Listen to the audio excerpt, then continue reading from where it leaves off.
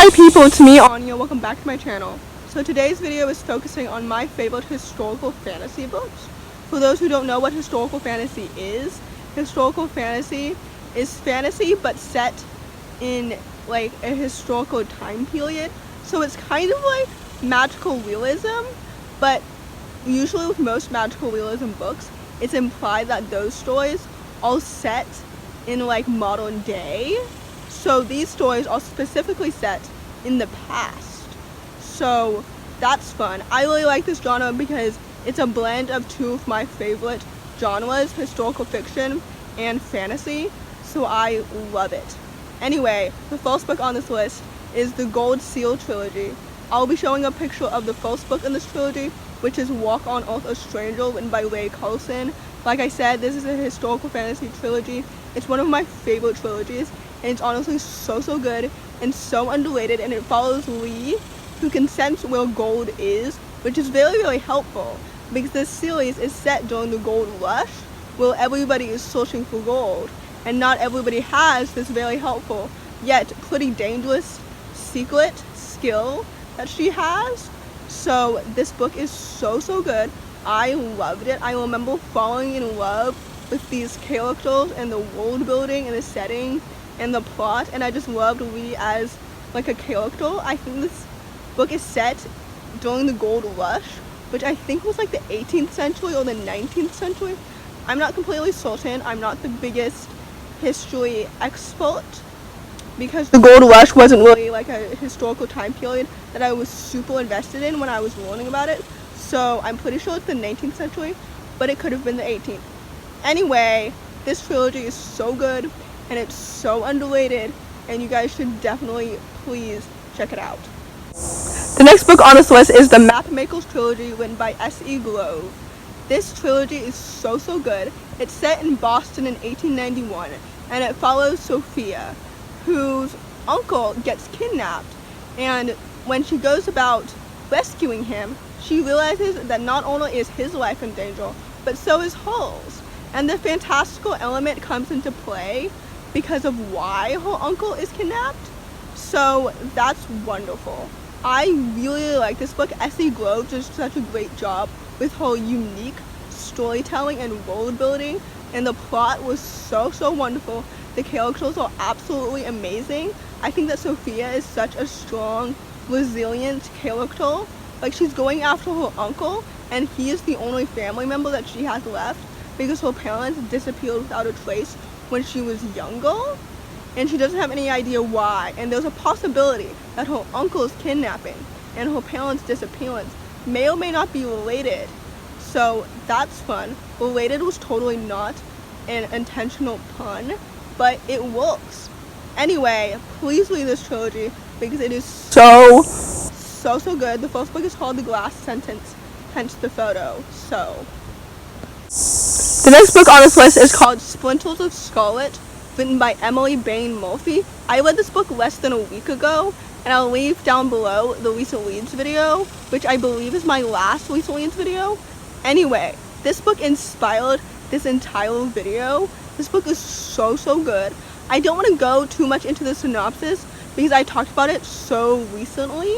So basically it's set in 19th century Denmark, where magic is deadly and secrets can kill. So that's wonderful. I loved the main character in this book.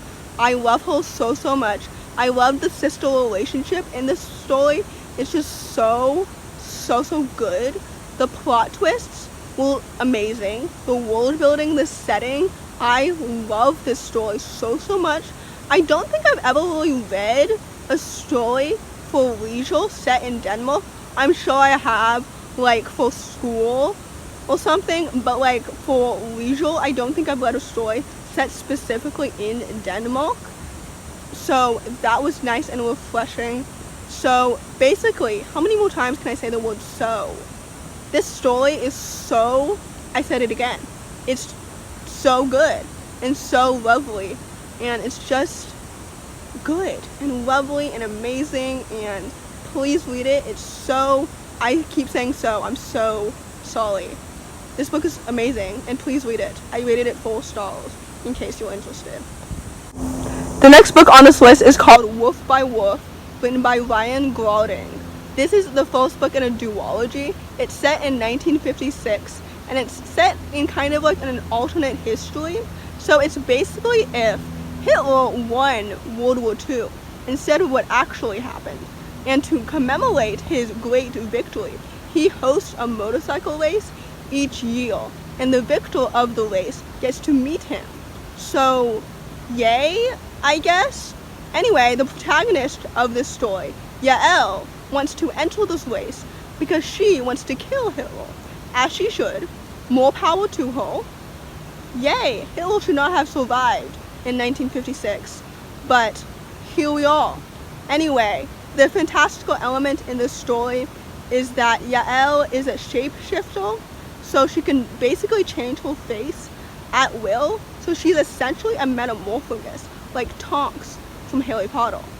Anyway, so I really like this book. It was so good. I loved Ryan's world building and setting and plot twists and action-packed, fast-paced plot and well-developed characters. And the sequel was also really good.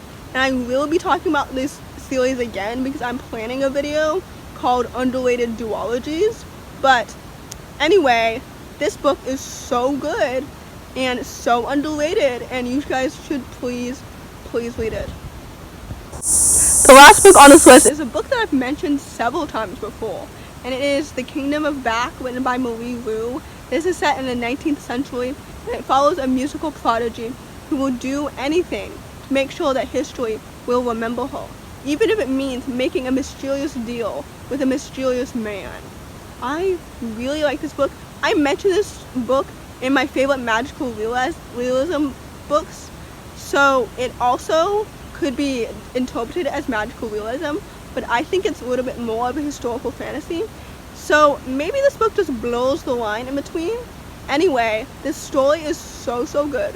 Malee is one of my favorite authors because she does such a great job weaving together her world building and her plot and the characters all together. Like, some fantasy authors do a good job with plot, or they do a good job with characters, but Malee does a good job weaving both together, and she is so talented, and I love her. And I'm so excited for Sky Hunter, which comes out in 2 weeks or something. And anyway, The Kingdom of Back is so good. There's a reason why I've mentioned it 4 times already on my channel. Please read it. It's so good. So before I get into the outro, I would just like to apologize for all these screechy sounds that you may hear in the background. Filming outside has its ups and its downs. One of the downs meaning that I have all these natural sounds from being in, the woods, I guess. So that's fun. Anyway, if you enjoyed this video, please give it a big thumbs up. Comment down below your favorite historical fantasy recommendations. As with all of my previous recommended reads videos, I will be leaving down below any of the previous videos where I talked about these books. For The Kingdom of Back, which I've talked about 4 times already, I'll leave down below the latest video where I discussed it. So in case you want to hear any more thoughts about any of these books. So yes. Anyway, thanks for watching, and I'll see you next time. Bye!